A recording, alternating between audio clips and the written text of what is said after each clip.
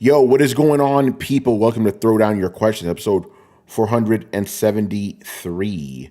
I'm your host, Tony Polanco, and tonight I'm joined by Emilio Lopez, Sup, people? How's it going? Carlos Romero, Yo.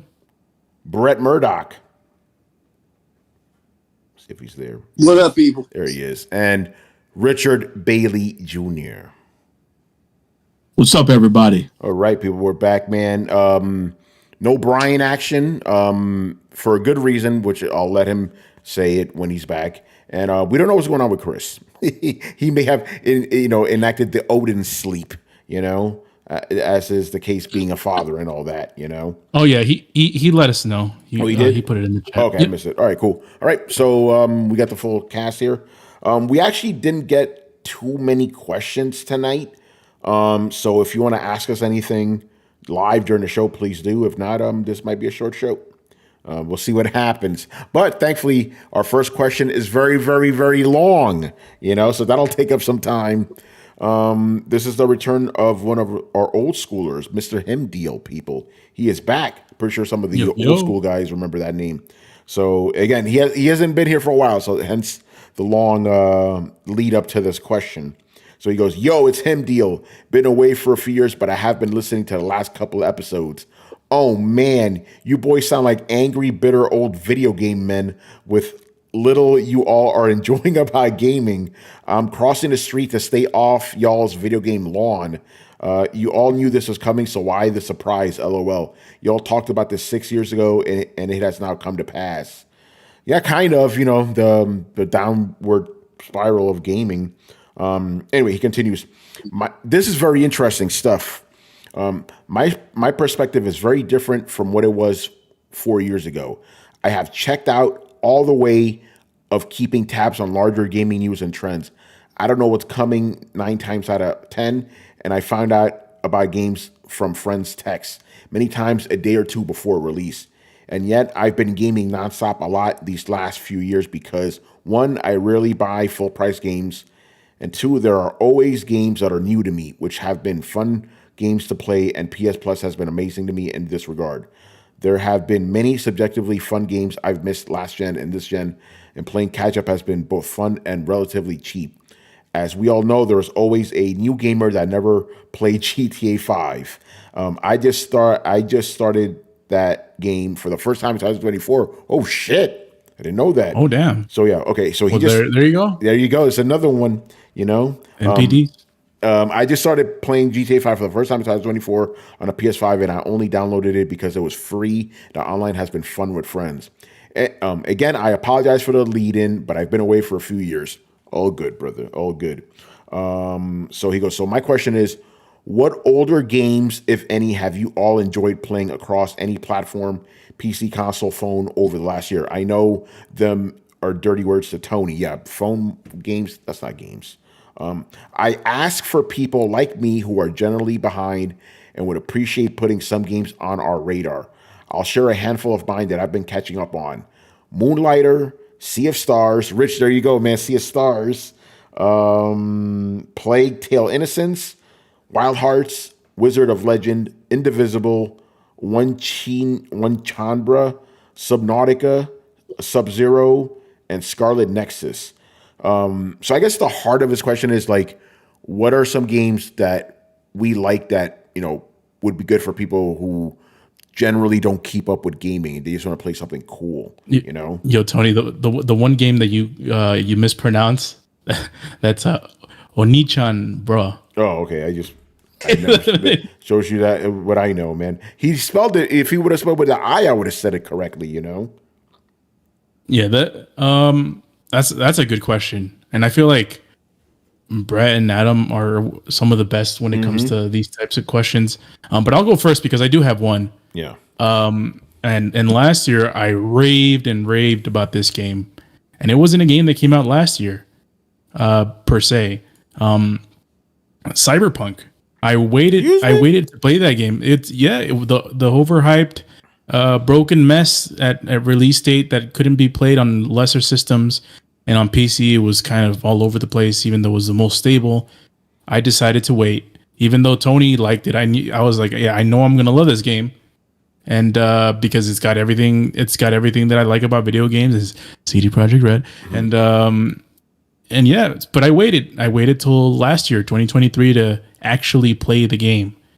Almost 3 years after its release, because I wanted to play the game and I wanted to play the DLC Phantom Liberty that was coming out that year. And yeah, I'm glad I waited, because it's one of the best games I've ever played.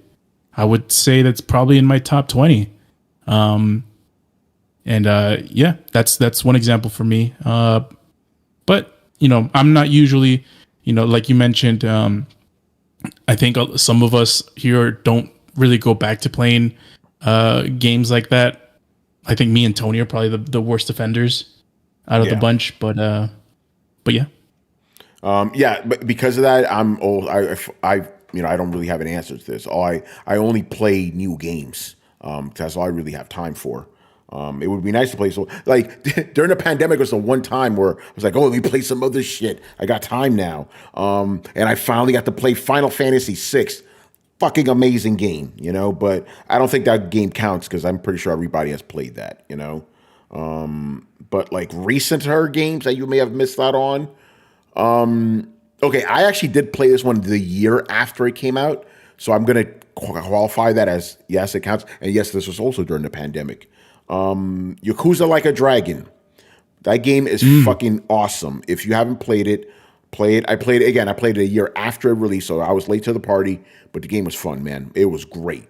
So definitely go play that. Rich, I'll go to you, man. What are some late to the party games that might be good for people like him to be able to check out? Well, first and foremost, I have to give you respect for mentioning Sea of Stars, because that game is fire. I know it kind of got overshadowed last year with all the other games that dropped, but fully understood.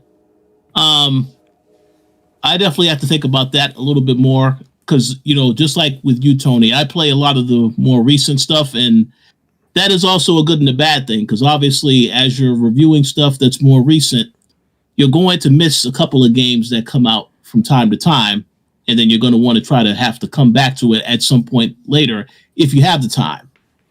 Yeah. Last year was a stacked year for games, so there's a lot of games that I need to get back to playing that I didn't really get a chance to check out. Yeah, I need to think about that. I got to think about that a little bit. All right, just real quick, then I'll go to Brett, because I'm pretty sure he has a couple of recommendations. Yeah, because Rich, you and I are kind of in the same boat. It's like we could only really review a certain amount of games or play a certain amount of games for review, and they usually tend to be the big ones, because the big ones are the ones that are going to get traffic. So that so we're kind of locked in with that. Anyway, Brett, go ahead, Carlos, and then Brett. I got another one. Also, and Manny's ears will perk up. I played Gravity Rush after the fact. I think it was a couple of years after the remaster, and came out on the PS Vita, on my Vita, and it's a great, man. That's a great game. Whatever happened to that studio, man? Gravity Rush is one of those games. Yeah. Brett, go ahead, man. What are some late to the party games this guy and other people should check out? Man, it really depends on like how long away how long you've been away. I know I said a few years, but like that can mean different things to different people. I assume you've played Elden Ring. If not, prepare yourself. Well, there's a big wave and there's a DLC coming. So one of the best things about, and I hate to say like live service, like think about Elden Ring game is Elden Ring and Souls games tend to happen kind of as a community. So there's something a little bit magical about getting on the train at the same time everybody else does, as opposed to when you come in later, everybody else has kind of run through the game and they're now like trying to bleed through into your world to give you a hard time. So it becomes a more antagonistic experience, which has its place, but like there's nothing like the joy of jolly cooperation as everybody's kind of trying to just discover the same stuff and not die. So since the DLC is coming out, that shit's like an eclipse, man. It doesn't happen that often. It's magical when it does. I just highly recommend jumping on that. Let's see. A lot of these aren't going to be super original because like I've been raving about a lot of these games. Remnant 2, if you haven't played Remnant 2, play Remnant 2. Oh my god, play Remnant 2. That game is fucking amazing. What else? If you haven't played Baldur's Gate, you absolutely need to play Baldur's Gate. It's a return to kind of the best things of modern era of older styles of gaming kind of brought into a modern age. We're seeing a lot of games that are really kind of love letters to the kind of games that they are, as well as a lot of things like Diablo, which are just shameless cash grabs by people who don't even play their own game. But there are other games out there that you can really tell people are enjoying. Let's see what else. Hi-Fi Rush. Hi-Fi Rush was made with a lot of love, and it obviously shows. It also kind of like depends. Like, do you like this kind of emergent? That we have several emergent genres of games that even if you've been away for a few years might be kind of foreign to you, to where you're like, oh, like Battle Royale is just Fortnite, right? Like, no, it wouldn't do, bro. It's an entire thing now. But on a higher note, in my opinion, so is survival games. Survival building type games have really come a long way since, even DayZ or even fucking Ark, man. Like, there's, now it's really bleeding into a lot of stuff like Grounded, like Power World, both of which are fucking excellent games.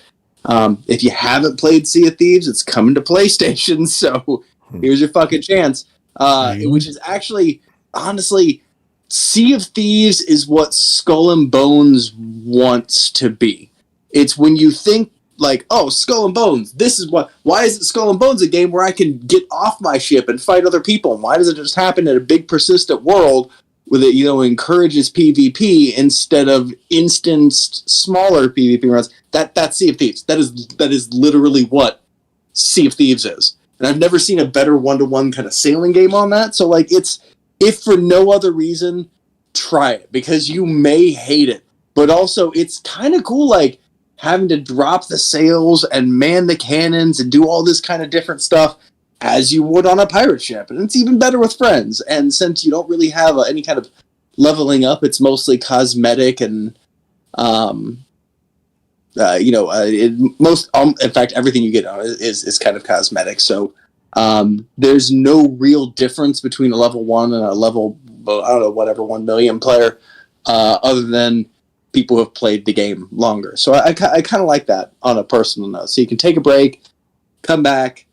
Nothing's really changed. There's no leveling or, it's a very casual kind of fun game.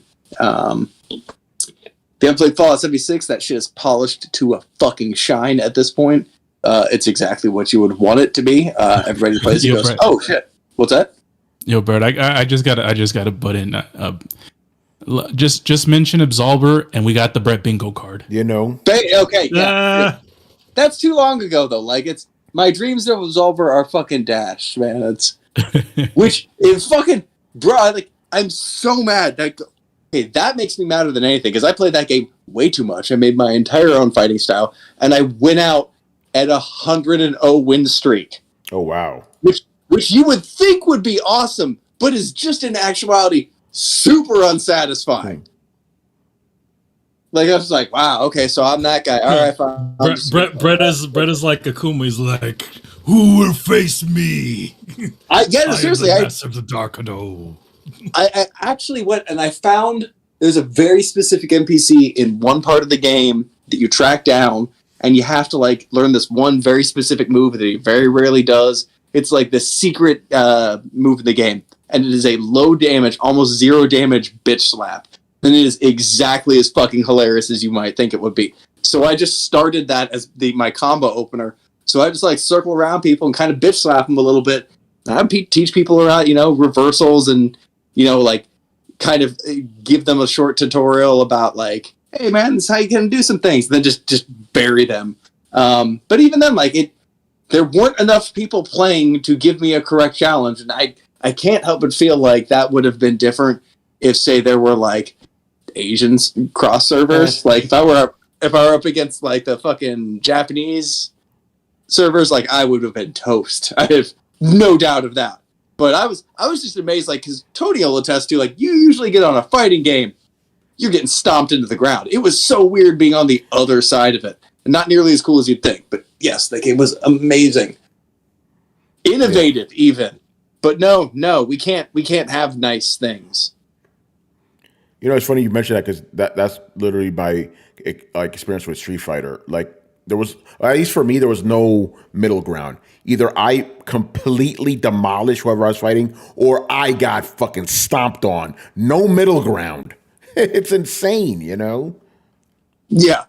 Like, well, I guess there goes an even match, I guess. Yeah. It's fine. Like, it was very rare. It was like, oh shit, we're evenly matched, you know? Like, usually within the first, like, I would say 30 seconds, you'd know who's going to win. Like, I go in there like, oh yeah, I got this guy. Then, or something like, oh shit, I'm done. Yeah. You know? Well, and, you know, that game, like, it had a good idea, but, like, the problem with that, even most of those PvP matches I did were in a PvP arena. And in a game where you can seamlessly bleed into other people's world a la Dark Souls, and in theory run across a street fight in the streets, and then have a street fight in the streets that is a no rules, just kind of brawl, and other people could just jump in and kick your ass. Like, that thing that you know, like, fighting games kind of simulate, it was actually, like, kind of capturing that, or had the potential to, but it so rarely did. And I'm not really sure if the answer was to force people into, like, open world PvP encounters or what. I mean, yeah, and thinking that to myself, yeah, that's probably going to be it. I know people aren't necessarily into that, but you know what? You're simulating getting accosted on the street. I don't think that's really consensual or voluntary in theme either. So, that's, you know, I'd love to see an open world kind of street brawling game, or even just fighting game. I'd love to see these things kind of like go seamless. And I think Street Fighter kind of did a seamless thing where, like, you ran around, then got into fights. Yeah, Street Fighter 6 did, like, the world tour mode, like, you're running around. But you know, you got to challenge the NPC though. It's not like it just happens. Like, was actually, no, sometimes they you know, there's NPCs you can challenge, and then there's like thugs that do jump you, and then it just like transitions to the normal 2D fighting game screen, you know? Well, and that'd be fine even if you just, like, showed up on another person's screen and challenged them, and they had to be like, nah, son, not now. Okay. Like, that would even be fine, because there's a small amount of shame in just turning down a fight. Like, if you don't want to fuck with that shit, that's fine. But also, like, I want to see a kind of more blended PvP single player experience, because, like, you lose something when it's just completely voluntary opt-in PvP, and I don't know how to make that sound better, but, like, that's the way that it's always been. Like, when other players can jump you, when you're having to run through a dangerous area, when you're trying to, like, you know, get out of the dark zone, or you get somebody invaded in PvP, like, it's those integrated experiences that oftentimes I think are really cool, and I'd really like to see that in an open world fighting game. But I doubt it'd be the kind of game that you, Tony, would call a fighting game. It depends on how the fighting actually commences. I don't know how to do fighting. Other than, like, something like Absolver, which I thought did fighting mechanics in a brawling type setting. Yeah. Like, that's what I thought was really kind of very innovative about it. But it did so in a weird stance kind of way, which I was like, you know what? It worked, though. It really did work. But the problem is, fighting games aren't so much a fighting style as, like,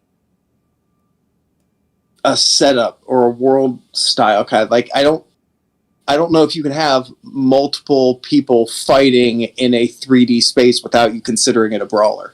Yeah, it would just instantly be a brawler at that point, you know? But that doesn't mean it can't be competitive though, you know? Yeah, I think it just, I think we classify it as different things. I just classify it as, like, if the fighting system is fine-tuned enough, I'm going to call it more than brawlers A and B. Fighting more than that. Yeah. I think there's space for, like, a middle ground there, though, you know, between a brawler and a fighting game. I would love to see it, especially if it were open world online.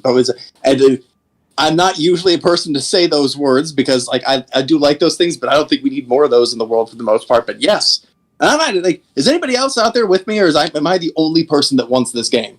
We just walk around and like either jump or challenge people to fights, level up, gain new fighting abilities, build a Didn't custom Anarchy character. Reigns basically do that? Because I know Riku loved that game, but Dude, there are so many games that come it bombed. so Yeah. close. Yeah. It's kind of like a Star Citizen kind of thing. Like there's a game there that people want, that they have been asking for fucking ever, that has never been delivered to them.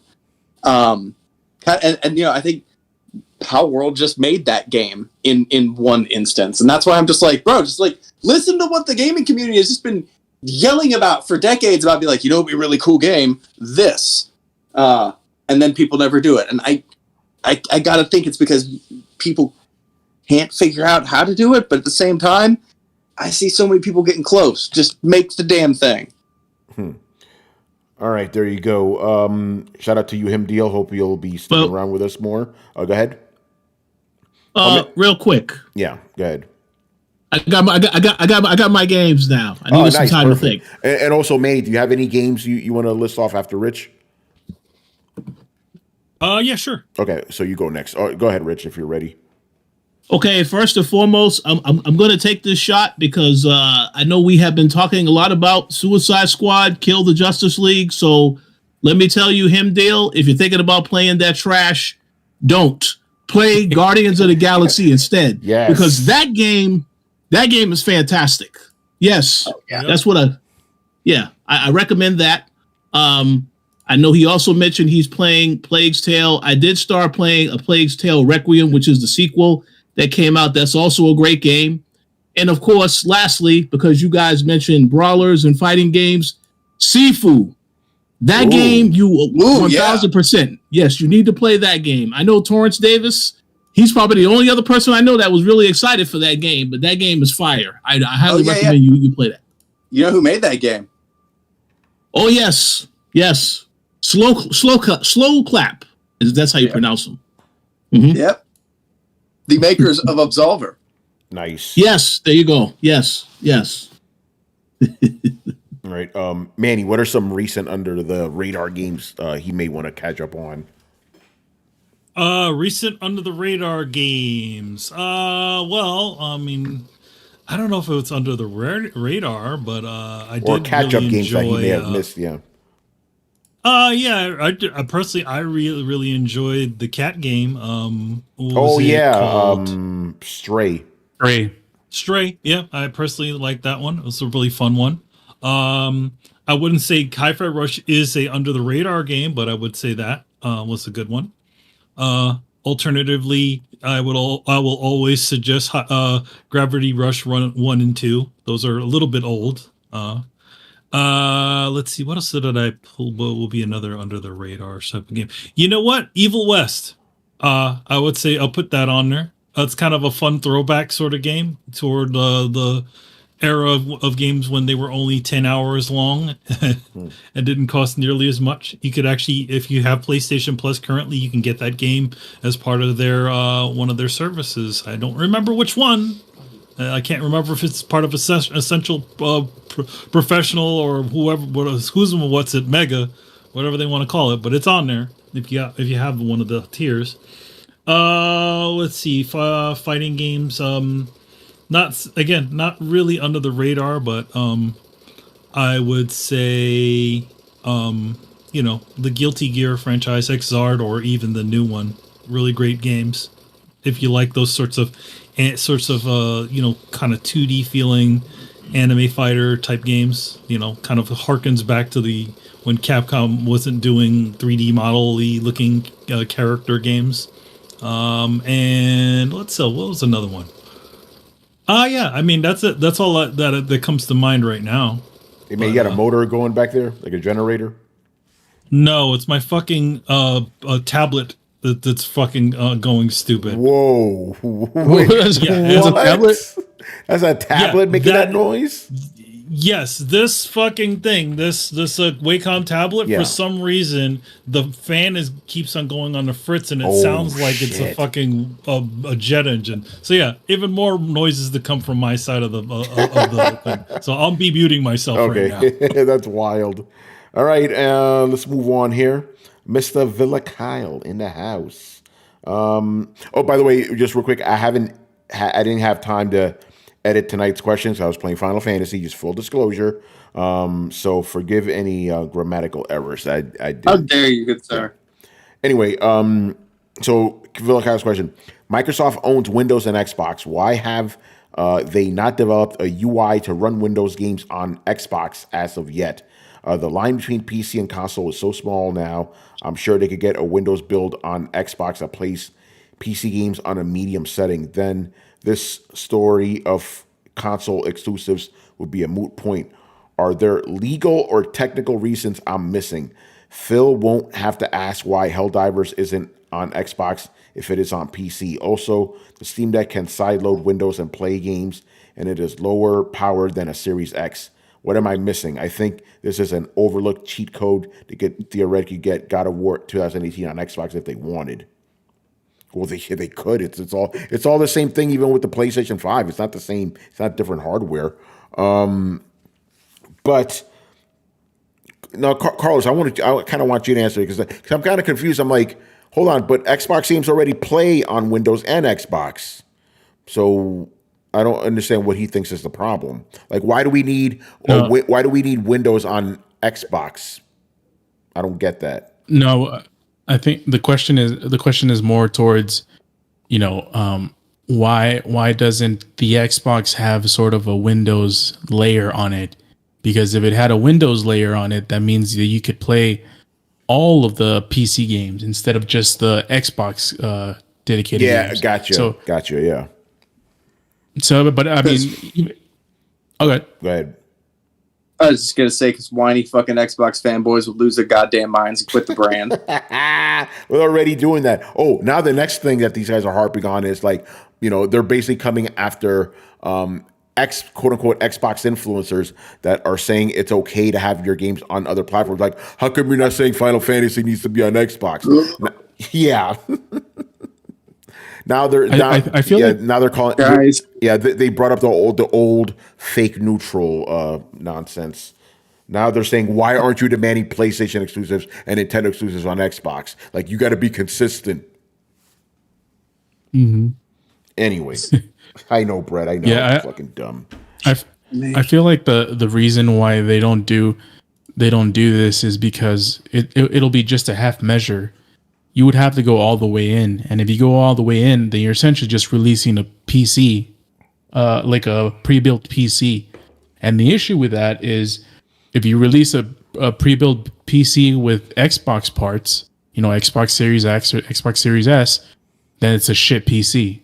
Okay, so that's true. It's you're sort of stuck between both worlds, and you're not really one. And the reason why they do Xboxes is for the environment, so that they can get you in there, and you have to pay for their subscriptions or services, and it's curated to sell everything Xbox.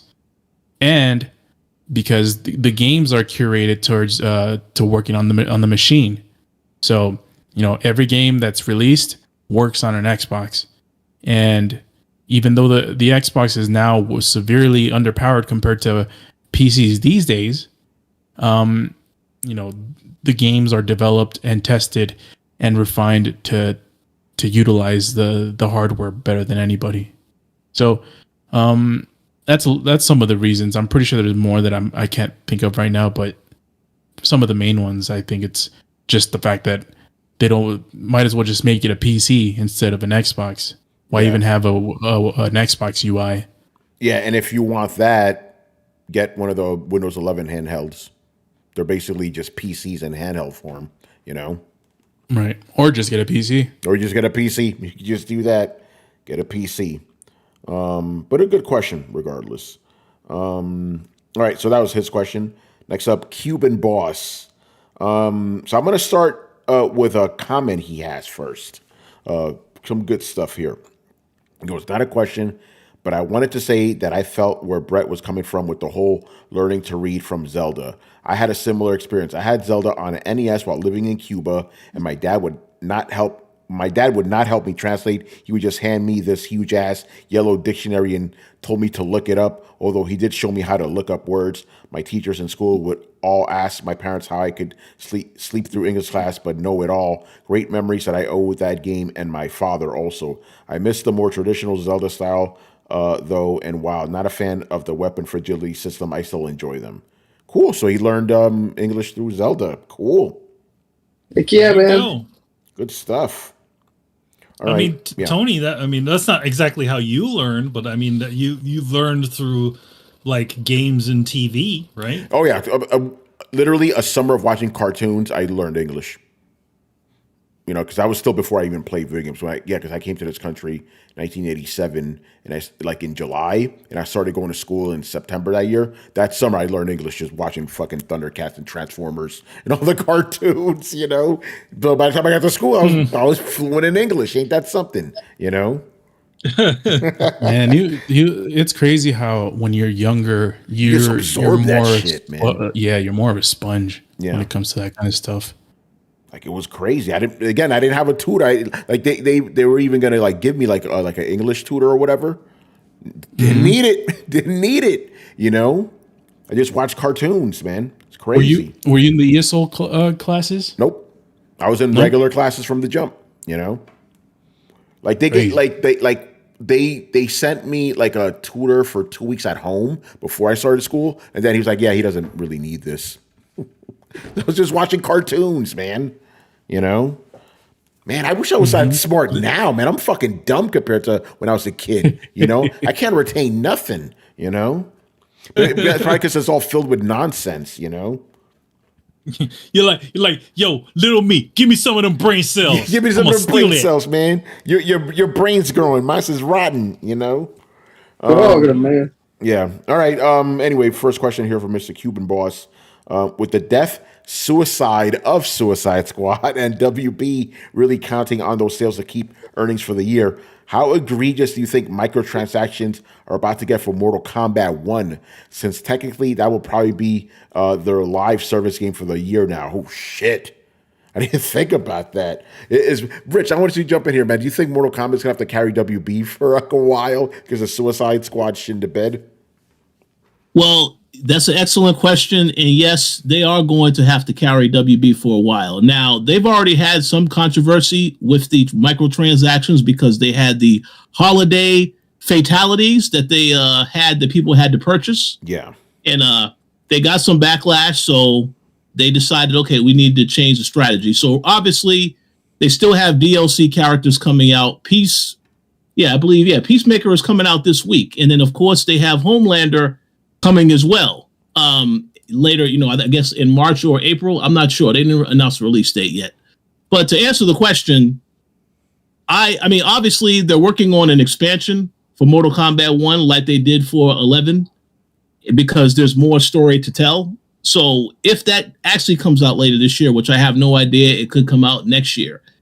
I think they're really going to rely on that to really get them through the rest of the year. I know they're working on some other games, but we haven't heard any other announcements of something else coming. So I definitely expect them to try to get as much money as possible out of everything they have dropping this year. Of course, they have movies dropping this year too, but for the gaming stuff, yeah, Mortal Kombat is the only thing they got for this year so far. That's crazy. Yeah, because Suicide Squad, they expected it to be it, and obviously it wasn't it. You know, crazy. All right. By the way, guys, if you're listening to us live, we only have 3 more questions to go. We didn't get a lot this week, so if you want to ask us something now, do it. Otherwise, it's going to be a very short show. Another question from Mr. Cuban Boss: with the drought the PS5 has pretty much had on first party titles this generation, is anyone in the crew going to rush to get the PS6 at launch day, or will you be a bit more conservative and wait a bit, assuming we're all alive and still gaming as much? Man, I'm going to assume you're going to do what you did with the PS5, just wait, right?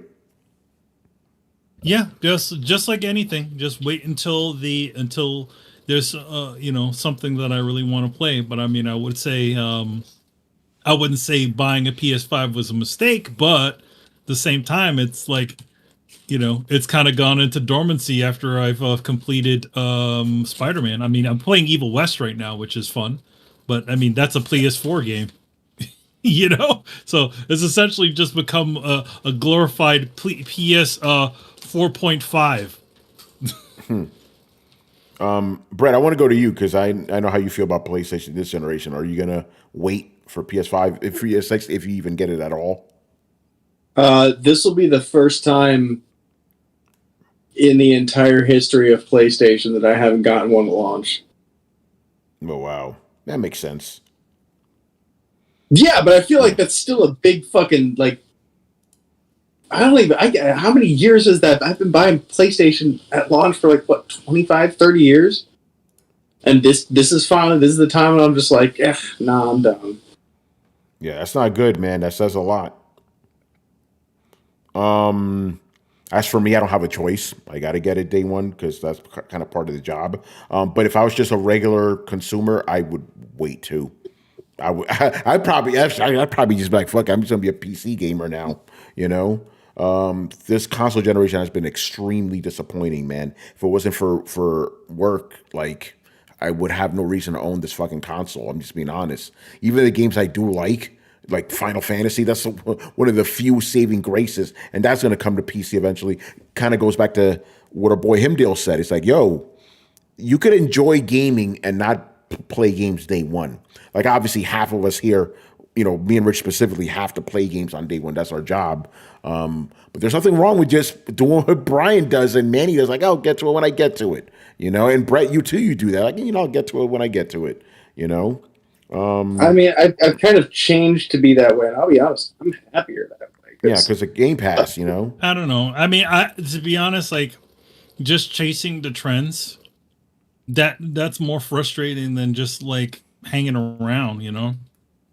Like, do we really need to sit? Do I really need to sit on the forefront of things? I mean, I lasted most of this generation without being on the forefront. Of games. And to be honest, most of the games that were available on PlayStation 4, I was still able to partake. Stray, I still played on the 4. Spider-Man Miles Morales, still played that on a 4. So, just no harm in waiting, to be honest. Nope. And granted, obviously with you guys, you're on Twitter, you're on those spaces, and every single person on there, as soon as they complete the game, they'll fucking throw the ending up, for everyone all to see. YouTube I'm not looking at all of that. YouTube as well. But and all you need is a thumbnail. I remember, man, when God of War 2018, at launch day, people already spoiling the ending on YouTube, thumbnails and everything. Yeah, but I've managed to remain. But then again, I'm also not. I don't get messed up too much by spoilers for the plain reason that I don't understand the context of how something got there. So I'm like, okay, yeah, you could tell me the ending or something, and I'll just be like, okay, what does that mean? Yeah. So. Similarly, we were asked about, are you going to get the Nintendo Switch 2 last week? That I had the opposite answer. I'm like, nope, I don't need for work. Fuck that shit. I'm a console gamer. Actually, console and PC, but Nintendo, I've always said Nintendo's always doing its own thing. I listen, you got to give me credit. I gave them a shot. I gave Nintendo a shot after like 20, 30 years or whatever. I went back and still not for me. The same question with the idea, because we're talking about PlayStation 6, right? Yeah. What about PlayStation? What about the rumored PlayStation 5 Pro? Yeah, I'll get it too. To be honest, no, I don't. But to be honest, but I already promised my nephew I'm going to give him my PS5 if the PS5 Pro comes out.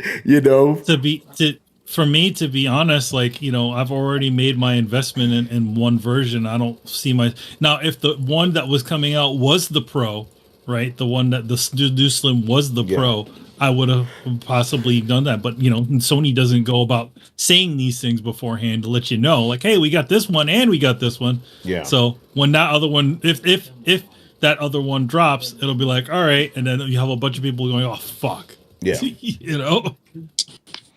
What about you, Carlos? PS6. I'll get 3 of them. Hey, and get our boy Fergus Mills is gonna hook it up too. I need to make the sign of the devil, man. To be honest, things have changed. I don't really, I would get really hyped up for new technology. I mean, Tony is like this also, but I mean, he also got the job stuff. But I don't think I'm not gonna buy a new Xbox. I sold the last Xbox I'll ever buy because I don't need it. I got a PC and it plays all the Xbox games and got Game Pass Ultimate. Yeah, that's why I skipped Xbox this generation. Like, I don't need it. I got a PC. Mm-hmm. And then PlayStation, it's got to have a fucking killer app day one. If it doesn't, I'm not gonna buy it day one because the PlayStation 5 it released with a bunch of tech demos and remakes, and it really didn't have anything, and it's still technically hasn't had that much. Not really. So go ahead, Rick. So Carlos, so Carlos, are you saying here live on tonight's broadcast that The Last of Us Part 3 as a launch game, that will not be enough to get you to get a PS6? I mean, if it's a PS6 exclusive, then yes. I would get it. I would get it for that, but it's probably not. It will probably be a cross-gen game, and we'll see. We'll see. I guess what I'm trying to say is I'm not an automatic as I used to. Back last generation, it was automatic. It didn't even matter what the hell was going to come out with it. I was going to get a PlayStation, I was going to get an Xbox, and I was going to get a Switch. And now it's like I'm not going to get I'm not going to get an Xbox anytime. And PlayStation is really under heavy scrutiny. And if they decide to do the same thing, just do a PS5 launch all over again, then I'm good. I doubt there's going to be a pandemic that's going to make the console almost impossible to get for the first 3 years. But we'll see. Or inflate profits. Yeah, we have a question related to that. But yeah, Rich, what about you, man? Will you be getting the PS6 at launch? Much like Carlos, I will be taking a very hard look at this lineup because I don't want the cross-gen BS. I want an exclusive title available at launch, and not like what Sony says. Okay, it's going to be. They consider launch within the first year. No, I mean the same time the console drops. But yeah, I definitely will get the PS6. There's no doubt about that. But I definitely will be looking at that lineup because if it's a cross-gen game I could just play on PS5, I'll just play that and I'll wait until they have a game coming out specifically for PS6 to have it. And I think that's a very important point to make. It's like, because obviously the other reason we would want a PS6 is because we're hosting a gaming podcast. But if the games are available on PS5, you're good. You're not missing out on anything, Exactly. Just again, I owned a PS5 since day one, and for most of actually even now, I'm still like, you don't really need this right now, I definitely said you don't need it at all before. Now, there's a couple more games. Final Fantasy is so good, but it's only one game, And in retrospect, even though I enjoyed it at the time, now looking back, I'm like, Spider-Man 2 could have been better, Gameplay's still dope, don't get me wrong. Graphics are legit, but there's some little things in there that I'm like, in retrospect, I'm like, yeah, it's kind of, but it's also a problem I have with modern games, if you know what I mean, Rich. But I'm not going to get into that, Yeah. Anyway, so there you go. What are we doing here? Kishak. Real quick, shout out to Otaku Man 5000. What up, Otaku Man? Puffin Cloud, what's going on, brother? He goes, PC is where it's at. You can save money and still get the same experience and even better. Yeah, that's the thing about PC. It's like jumping in, it's a big investment, but after that, man, games are fucking cheap, you know? Even like on launch, they're generally cheaper if you know where to look. Legally too, by the way, you know? This is the first generation that I was not an early adopter. PS5 generation, yeah, I don't blame you, man. I don't blame you at all. Kishak, I'm going to answer your questions next. He goes, cross-gen. So you say, yeah, I know, man. I agree. I don't want to agree, but I agree. You know? Neither Sony nor Microsoft believes in generations. Again, man, listen. Say what you will about Nintendo. You know me, I don't like Nintendo. But those motherfuckers got exclusives. A lot of them, you know? A lot of exclusives, you know? Anyway. Hey, Blitz, you watching this? Yeah, Blitz, where you at, bruh? You know? See, the one time I say something nice about Nintendo, he's not here, you know? Anyway, yeah, let's answer some Kishak's questions here. This is kind of related to what we were just speaking about. With the way this generation is going, for some people, it feels like a lost generation, especially to Tony. This is very true. I specifically called it the lost generation. Here's the question. But would it still have felt like a lost generation if the pandemic never happened in the first place? I still think people haven't fully comprehended how much everything got pushed back because of the Rona and the aftermath, or the aftermath is still years in the making. Oh, yeah, you're 100% right about that. Oh, yeah, definitely. Yeah. Here's the thing. I think it wouldn't have been a lost generation per se, but it would have been last gen part 2, where basically you start off with a bunch of cross-gen games, and then like during the middle, you get a bunch of shit. I think if the Rona hadn't happened, this generation probably would have really got it started in earnest probably in 2022, like a year earlier, because it really got started last year in 2023. So I don't think I would have. I don't think I would have called it a lost generation. I think I would have called it like, oh, it's a repeat of last gen, you know. But I do. The other thing I wanted to say is like, I want to be perfectly clear that when I speak about these things, I am not dismissing the effects of the Rona. Absolutely not. You know, but I have to call a spade a spade. You know, I can't just be like, oh, yeah, there's not a lot of games, but we have to take this into consideration. It doesn't need to be said. We know the Rona happened, and it caused this generation to be lost. You know, you can't really separate the two there, so it is part of it. Like, the Rona caused this to be a lost generation, no doubt about it. But there's other factors that cause that too, like all this cross-gen shit and remakes and remasters as well, you know, which, like you said, Kishak, and I agree, I don't think that's going to stop. They make a lot of fucking money. You know, and it's easy. Yeah, obviously there are cases like Final Fantasy VII Remake where they put effort into that shit. It's a new game, basically, you know? 3 new games, if you think about it. By the way, remember what was it, Nomura, right? He's the director behind the games. I remember when remember when he originally said it's like, oh, it would take about 15 years to make a Final Fantasy VII Remake, and we thought he was crazy. Technically, it's going to be 15 years by the time these games all come out. Oh, it's because they fucking waited forever because they were forced to do it because they didn't want to ride their own coattails or whatever the fuck reason it was. Yeah. And Brett, my theory is Remake 3, that'll be on PS6, you know? Yeah. They shot themselves in the foot on this one by like refusing to want to roll over. And like, I get it. Like It is, I guess, partially the Rona in the sense that it held up production, in which it slowed technically adoption towards the new console. But that really shouldn't matter for the titles that are the flagship titles historically released in the first 2 years. Those things are kind of evergreen tentpole titles historically. You know, your Zeldas, for instance, the things that are system sellers and draw people, and those kind of have, like I said, an evergreen element. I think the thing that really bothers me about this whole thing is that companies will not look at this and see, at least in my opinion, what is the writing on the wall, and be like, hey, it's weird. It's almost like these games that are like made and given the time to bake and the funding and are headed by talented and creative individuals. These games that become these evergreen titles that become fan favorites for years and years.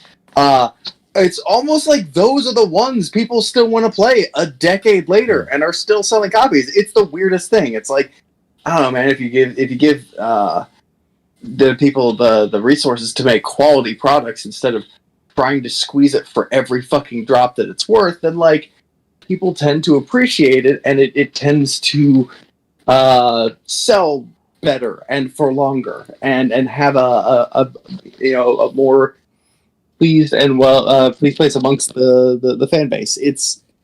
And I honestly, I would have been like, but you can't just be like, oh, I'm going to treat a game with respect and dignity and do the best I can and expect it to be a success. But you know what? Fuck that. I'm sick of giving in to the haters. Like Larian did that shit. I've seen a bunch of studios be like, hey, we're going to treat our properties and our fans with respect, and that pays in fucking dividends. But we don't have people understanding that yet. Instead, they're like, how can we force people to play our game for 2 years? Oh, here's a thing. Make it good. Yeah. All right.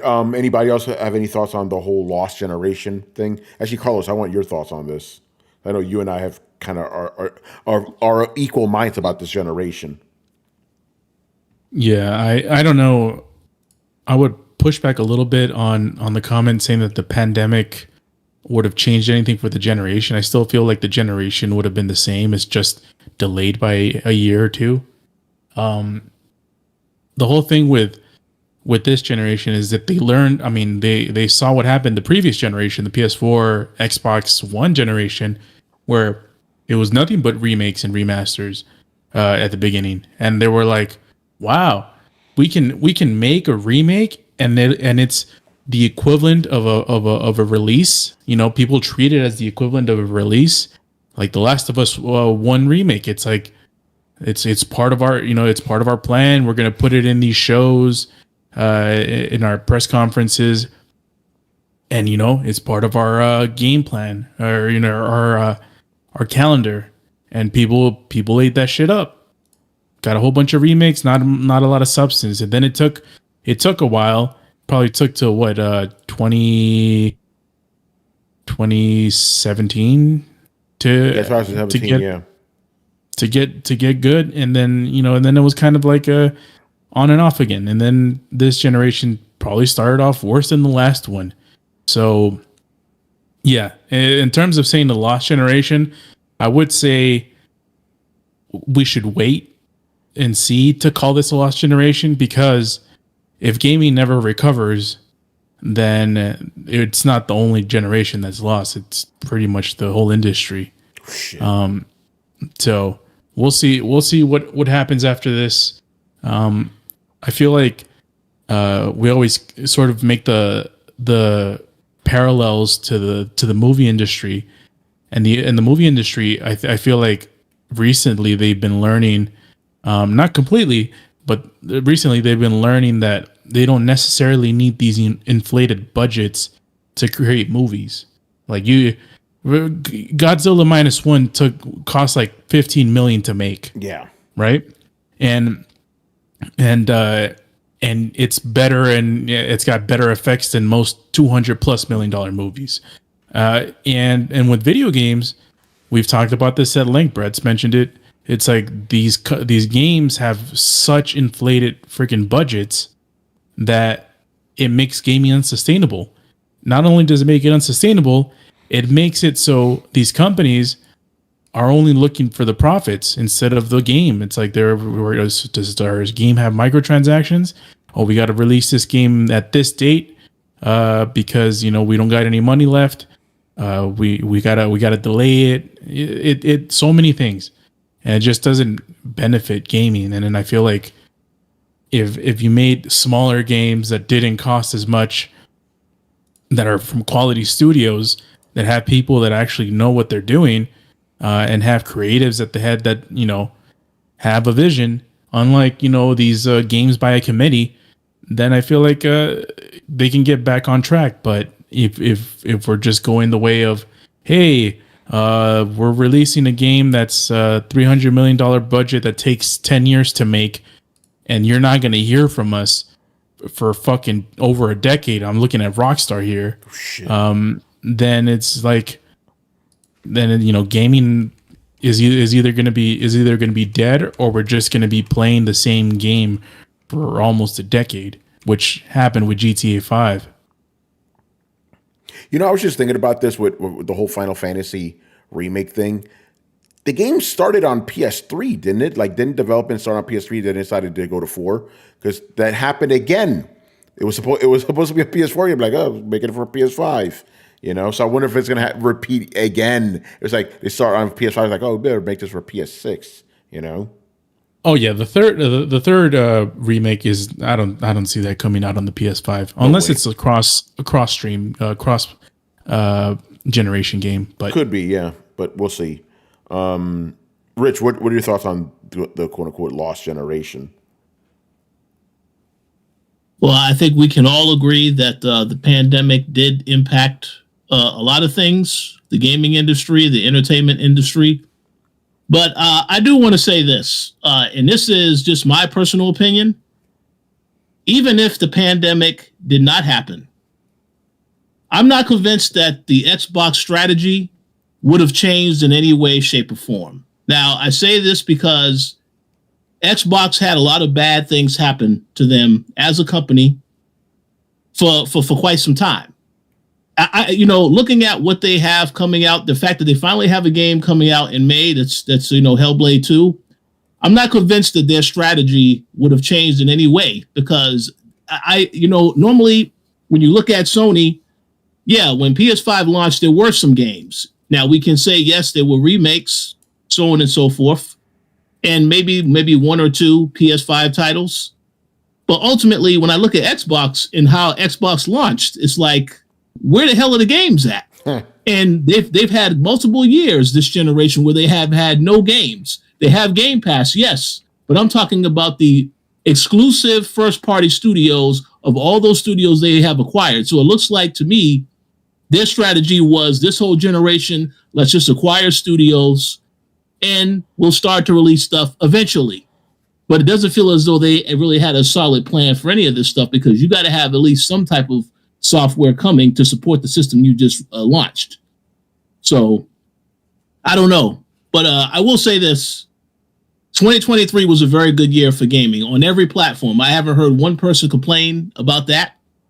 So I don't know if we're going to get any more of those years. Maybe 2025 is going to be a pretty good year. I have no idea. Then, of course, this year, we only know about certain stuff coming out for the first half of the year. I have no idea what the hell is coming out the rest of this year. So we have to wait and see. But I would definitely say that, yes, the pandemic did impact the industry to an extent. But even as a company, you have to pivot. And obviously people are adjusting, having to work from home and remote. And a lot of places people are now going back into the office.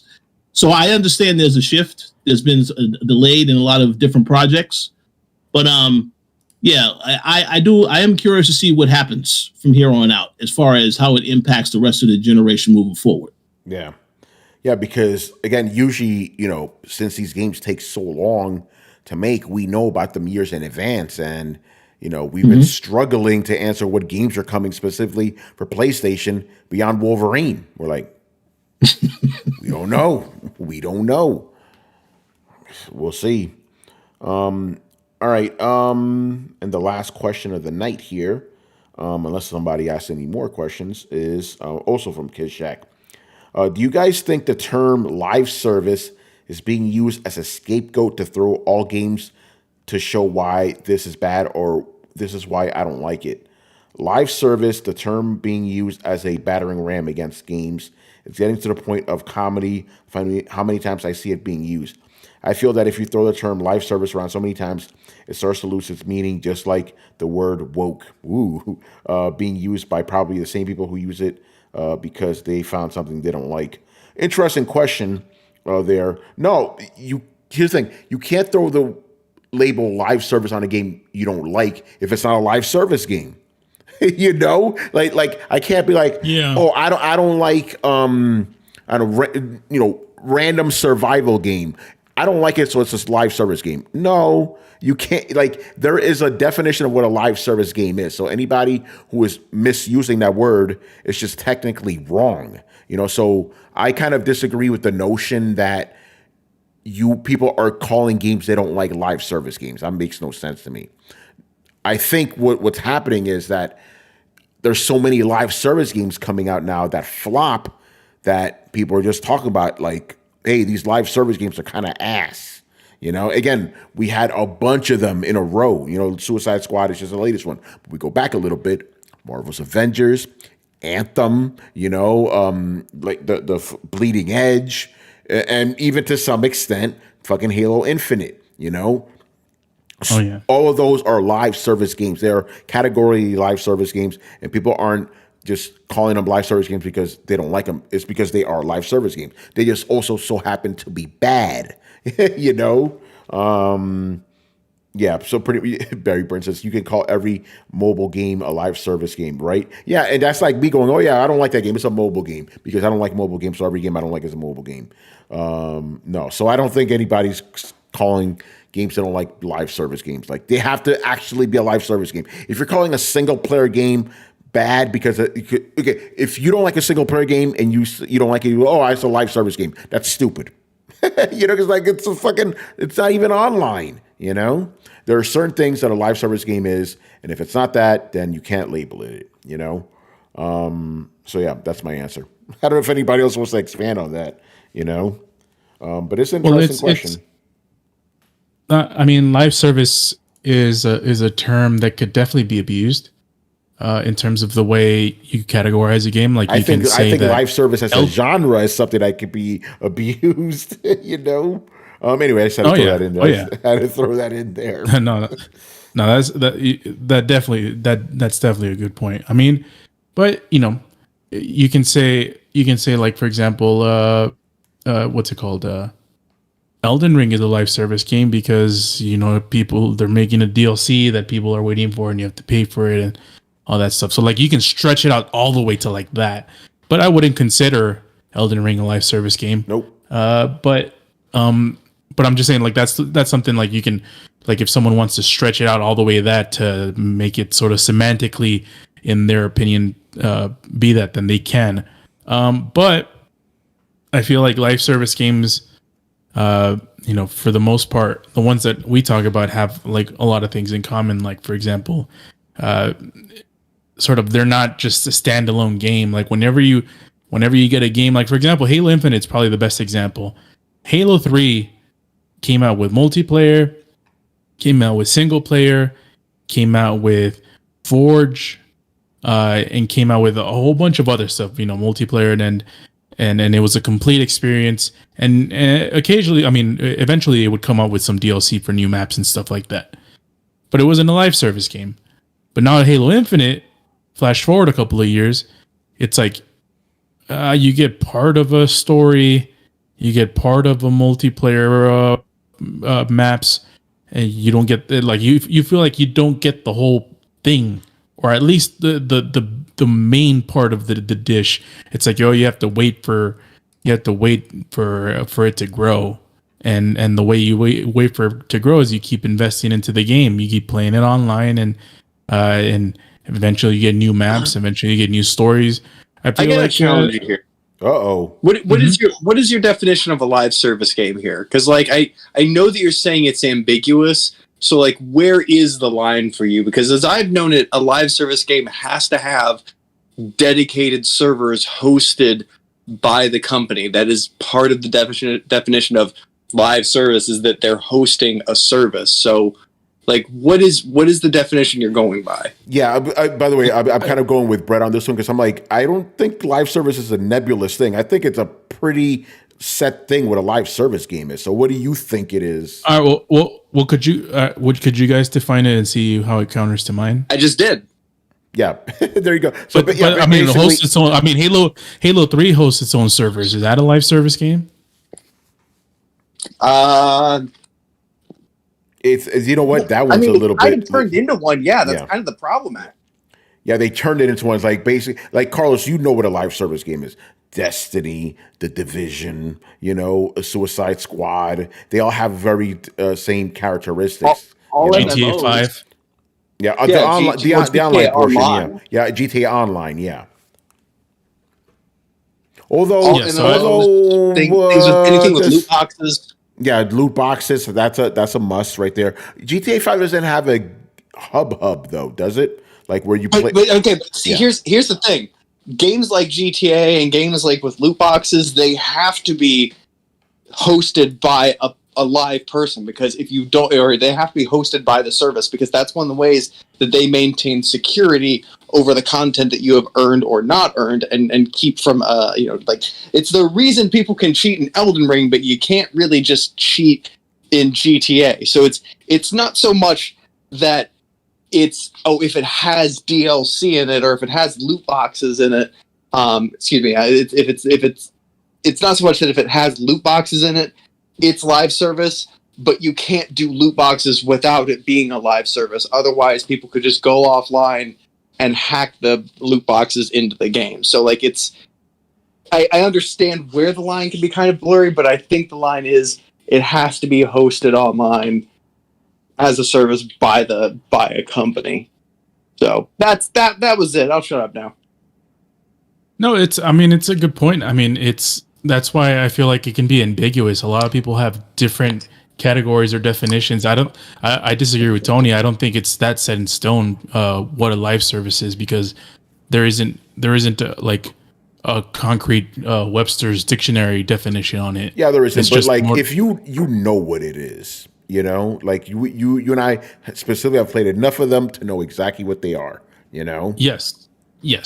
And I feel like if we roll out 100 games, like just 100 different titles, I'm pretty sure we'll agree on like 98 to 99% of it. Yeah. On which one's the live service Yeah, because game. some of them could be a little bit fuzzy. Some of them, but generally, but generally speaking, a live service game has very specific characteristics. Like Brett said, it's being hosted by the main company.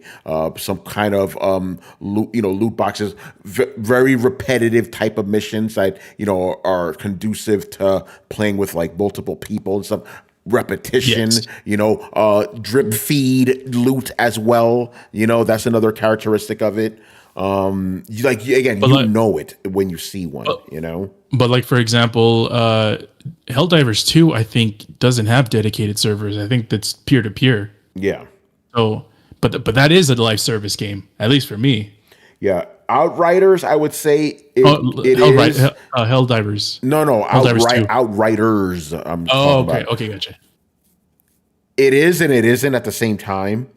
You know what I mean? It's like a normal game with live service shit slapped on top of it. So that's what I mean, Carlos. There's that, and there can be room for ambiguity as well. But like the meat and potatoes ones, what they are: Destiny, The Division, Anthem, like Fortnite. Yeah, it's like Yeah. So for me, if I were to define it, it's a game that relies mostly on time and microtransactions in order to sustain itself. Yeah. Repetitive missions, Yeah, repetitive missions. You can't have loot boxes, but loot boxes usually is in the part of the Venn diagram where it fits into that category. Yeah, I agree with that. You could have a live service game without loot boxes, but you rarely see them without loot boxes, Yes. But technically you don't really need them, Yeah. And I would say, go ahead. And for example, GTA 5, if you were to tell me like, is it a live service game? At face value, it's not. But when you delve deep into the GTA Online, it most definitely is a live service game. Yeah, I agree with that. So, and then to me, the other important aspect I mentioned earlier is the drip feed. The carried on a stick. It's like, okay, I'm going to replay the same mission 50 million times in the hope that I get marginally better loot. I got a controversial question. Uh-oh. Is Mortal Kombat 1 a live service game? And Rich, you've talked about this. I know. I'm pretty sure you know where I'm coming from with this game. It's like I feel like Carlos, I'm gonna throw this at you. Are a lot of modern fighting games live service games? Let's just expand that while we're at it. Oh, really? Remember, the answer is yes. Now, when you say live service, you mean an always online component? Is that what you mean, Carlos? No, live service, as in like we talked about. It's just a game that is dependent on repetitive gameplay and microtransactions to keep sustaining itself for a long period of time. Well, yes, Mortal Kombat is definitely that, and I will give a shout out to a few others, a few other OG Coalition members, Carl Daniel and Eddie V, because when Mortal Kombat 1 came out, we were talking about this game over and over again, because we was excited to play the game, and then it's like the story is so short. By the time you finish that game, you're like, where the hell is the content? There's no other content in the game. And then, of course, when you do the RPG mode, the invasions mode that they have you do, you're just playing the same repetitive fights over and over again. And, of course, you can pay for coins if you want to unlock certain stuff. It's the same endless cycle. So I definitely think that's a lot. Some of that is definitely in Mortal Kombat 1. No doubt about it.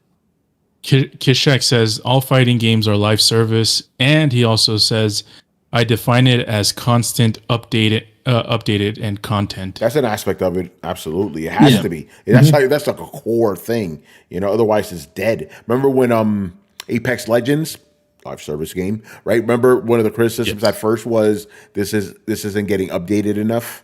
So that's an important aspect of it as well. Yeah, and I feel like the fact that it's updated frequently is also a detriment to the original experience or to the vanilla experience of the game. Day one, where you feel like there's lacking in content. Yeah, for a game that to just come out. But you know what's interesting? Yeah. Like even within the looter shooters live service genre, there's still differences. Like Apex. Okay, you would say Apex Legends is a live service game, right? Yes. And you would say The Division is a live service game, right? Less than Apex, but yes. Yeah, but you see what I'm saying, where I'm going with this, right? Yeah. Very different type of games, though. Yes, they're both shooting games. I get it. But one is more like a arena type of shooter, Apex Legends, and one is more of a little bit more of a open world exploring type of deal.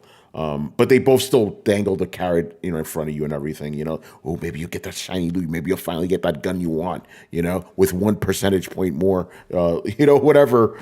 Man, I remember playing the first fucking Destiny, man. That's the shit that made me drop off. Like, I remember playing with the homies, probably you, Carlos, and Brett, and all you motherfuckers all got the assault rifle I wanted, and I never got it. After 2 weeks, I'm like, I'm done with this shit.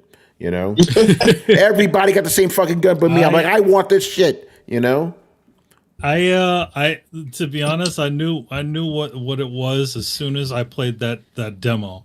I was like, what is that? Is that the loop where we just trying to get more armor? Who fucking gives a shit about armor? I don't care about the armor. I just want to play through the story if there is any, and it ain't even that. Yeah, so barely it's just that, whatever. No reason to keep me around. It's just a bunch of like somewhat similar missions that end with a boss, and I'm like, this is stupid. We played Destiny 2. We streamed it actually for on Twitch, and we beat the game. A couple of us we did co-op, and we beat that in 2 sessions, and then I remember after that, I was like, all right, so what's next? And I started playing with Adam. Shout out to Adam. And what we were doing is we just went to 3 different locations because those are the only locations where like little events would happen. And we would just go from one location to the next, to the third one, back to the first, to the second, to the third, to the first, to the second. We did that for like 3 or 4 hours, and I'm like, what the hell are we doing, man? We're just doing the exact same thing over just because we're waiting. We're trying to see what the hell is going to come out from these enemies, like the loot. That's what we were doing with The Division, man. We were playing that for a while. But don't get me wrong, we had good fun with The Division. We even ended up getting to platinum in the second game specifically. But it was just a lot of repetitious shit, Hold on real quick, some of the comments here. This is a good I'm glad Kishak asked us this question. This is a good conversation. Here we go. Fergus Mills, what's going on, brother? Yeah, man, shout out to Fergus Mills. Get ready to hook us up with those PS6s, bruh. He goes, also, all modern live service games provide additional content via seasons instead of old DLC method. Yep. Kishak says, you guys think Sony has found their games as a service unicorn with Helldivers 2, or would they need another one? They probably want another one for sure. Kishak, we talked about this on the last show. That the Helldivers is exactly what they want, bro. They that's why they have like I know it's less than 12 live service games now, but that's why they're developing so many games, because they only need one to hit. You get that one hit, you're good. You know. And the thing about Helldivers, and which is the smartest move on that one, it's only a $40 game. Mm-hmm. It was, and Hobby also didn't cost them a lot either. You know, it didn't cost them a lot, and that's purely the reason why they underestimated the player counts for that game, because they didn't think it was going to hit. Yeah, and that's also, you know, why do you think they're developing so many live service games? Because they're not costing them a lot of money. You know, again, exactly. if they can make a game for cheap and get a lot of money in return, they'll be perfectly happy. You know, exactly. You get So what you do is you create a live service environment. Well, you know, Destiny all pretty much taught everybody how to do, or is one of the ones that sort of taught people how to do this. Yep. You give just enough carrot, plot carrot to keep people going along, and then what you have is a consistent cycle of events that are fairly similar, that, you know, somewhat end off the same way, and then you get things. Yep. Mm-hmm. I mean, we talked about this with, you know, for example, Sea of Thieves and Fallout 76 and all of these other games. It's like we played those day one for the most. Some of us did, and it's like No Man's Sky. It's like they're completely different games now. They got so much content. Fortnite has different modes and different games within the game. It's like the way that they evolve. It's like it's like a, what's it called? I don't know, but it's a different animal, man. It's not the gaming that we used to have, where it's like, all right, you know, the game comes out and that's the game, and you're gonna play it for 100 hours and be happy, or even in between, where it's like you get a game and then you might get a DLC or 2 or 3 if you're Fallout 3. Kisha goes, I expect to see Helldivers 2 every state of play and showcase from now on. I wouldn't be surprised for sure. That's their runaway hit right now. You know, but ironically, where's it most successful at? PC, you know. I'm on it. Very interesting, man. And that's it. It's gonna do it for us tonight. Good show. Do we have anything to plug? Rich, I'm looking right at you, sir. Yes, we do have something to plug. Myself, Mr. Adam Vale, and Carlos Romero, we just recorded the premiere episode of The Walking Dead, The Ones Who Live. Oh, shit. Yes. Yeah, the Rick and Michonne show. We actually recorded that earlier today. The video is up, and it's also on the website. So if you are a Walking Dead fan, you want to know if the spinoff is worth checking out, I would encourage you to check out our podcast. We had a great discussion. Looking forward to continuing that. And yeah, stay tuned to the Coalition. There's quite a bit of things coming very soon. Reviews, so on and so forth. So yeah, stay tuned. Good stuff, man. All right, that's going to do it for us. And we will be back on a regularly scheduled time on Thursday. You know, thank you guys for putting up with us on Friday. Although that was a good show too on Friday. You know, good stuff. Good show. Anyway, you make sure you follow Throwdown on Twitch and Twitter. Join the Discord where the conversations and the rumors are always popping. You could also find us on any podcast app by searching for Throwdown Show. That's 2 words, Throwdown Show. Throwdownshow.com to listen to past episodes. And, of course, we are now back on the YouTubes. So if you watch this live and you like the video, make sure you hit like, subscribe, and hit the bell to be notified of when our shows go live every Thursday and Sunday night at 10:30 p.m. Eastern over on Twitch and YouTube, man. For everything else, links are down below. Once again, I was your host, Tony Polanco, and 10 out of shown by Emilio Lopez. See you next time. Carlos Romero. Peace out. Brett Murdoch. Deuces. And Richard Bailey Jr. Have a good week, everybody. You already know. GCDR, real quick. Dune 2 is Thursday. Is the panel going to see it? Yeah, Manny and I are going to go see it on Saturday, man. Going to be good. I'm going on Friday. Boy. Excuse me? Yes. All right. All right, guys. We'll see you, man. Later. Arrakis.